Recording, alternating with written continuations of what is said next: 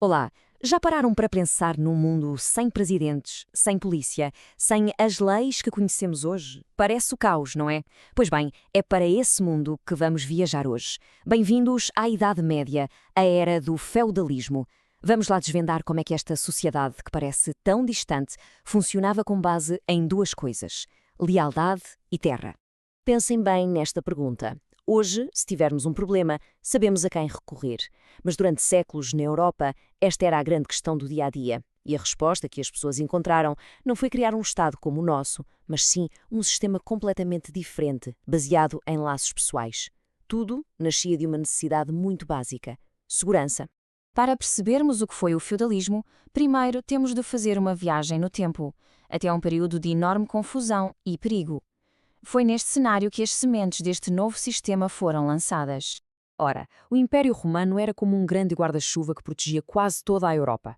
Quando ele caiu, foi o caos. As estradas seguras desapareceram, o comércio quase parou e as invasões eram constantes. As pessoas comuns, agricultores, artesãos, viviam com medo. A solução? Procurar proteção junto dos únicos que a podiam oferecer: os grandes proprietários de terras e os guerreiros mais fortes da região. Claro que essa proteção tinha um preço. E como é que estes acordos individuais de proteção se organizaram numa sociedade inteira? Bem, a resposta está numa estrutura que todos conhecemos: uma pirâmide. Uma pirâmide social onde cada pessoa tinha o seu lugar, desde o rei no topo até ao camponês na base. Vamos ver como isto se montava. O cimento que unia todos os blocos desta pirâmide era um pacto sagrado chamado vassalagem. Pensem nisto como um contrato muito sério, mas baseado na honra. Um guerreiro, o vassalo, ajoelhava-se perante um nobre mais poderoso, o senhor, e jurava-lhe fidelidade e ajuda militar. Em troca, o senhor garantia-lhe proteção e, o mais valioso de tudo, um pedaço de terra. Este juramento era a base de tudo. E assim se desenhava a pirâmide. Lá no topo estava o rei, que na teoria era dono de todo o reino. Ele concedia grandes porções de terra aos nobres mais importantes, os seus vassalos diretos. Estes nobres, por sua vez, para terem os seus próprios exércitos, dividiam as suas terras por guerreiros de menor estatuto, os cavaleiros. E a sustentar tudo isto, na base, estava a grande maioria da população, os camponeses e os servos, que trabalhavam de sol a sol para alimentar toda a gente. E a tal terra que era trocada por lealdade chamava-se feudo. Mas atenção, um feudo não era só um campo para cultivar, era um autêntico mini-mundo. Incluía o castelo do senhor, a aldeia onde viviam os camponeses, as terras de cultivo, os bosques para caça, o moinho, a igreja, tudo. O senhor do feudo era, na prática, a lei dentro daquele território. Agora, este gráfico mostra uma coisa absolutamente fundamental. Reparem bem, 90% da população, 90% eram camponeses.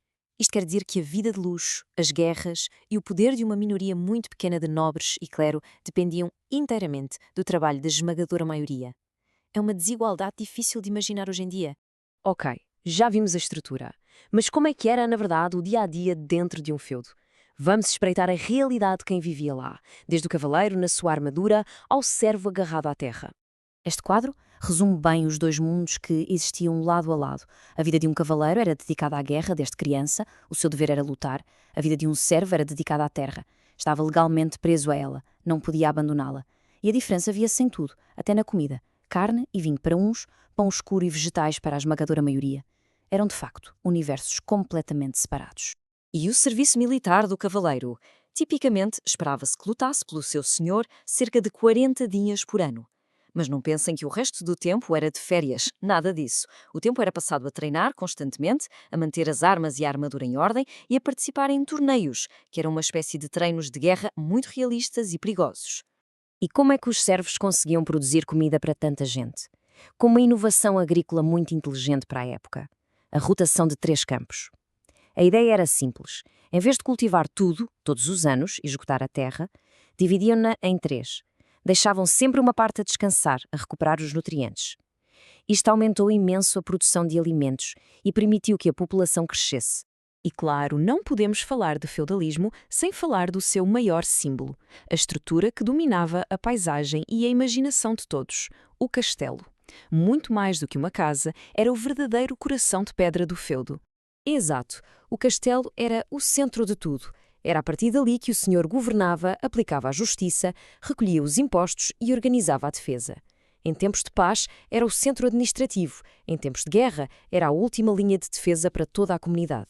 Era uma estrutura multifuncional. Era a casa fortificada do senhor, sim, mas também era o tribunal onde se resolviam disputas, era o armazém gigante onde se guardava comida para aguentar um cerco de meses e, em caso de ataque, era para lá que toda a população da aldeia corria para se abrigar. A vida de todos dependia daquelas muralhas. E que muralhas! Falamos de paredes de pedra com mais de 3 metros de espessura. Foram construídas para resistir aos ataques das máquinas de cerco da altura, como as catapultas. Conquistar um castelo bem defendido era uma tarefa gigantesca que podia demorar meses ou até anos. Este sistema durou centenas e centenas de anos. Parecia que ia durar para sempre, mas como tudo na história, também o feudalismo chegou ao fim. Vários fatores, juntos, começaram a abalar as fundações desta pirâmide que parecia tão sólida. Foi uma tempestade perfeita. Primeiro, veio uma doença devastadora, a peste negra, que matou talvez 1/3 da população europeia. Com tão pouca gente para trabalhar a terra, os servos sobreviventes ganharam poder para exigir melhores condições.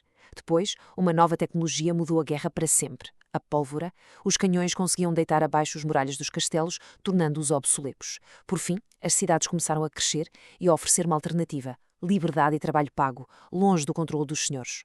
Em resumo, o mundo estava a mudar. O poder já não vinha só da posse de terra, mas cada vez mais do dinheiro.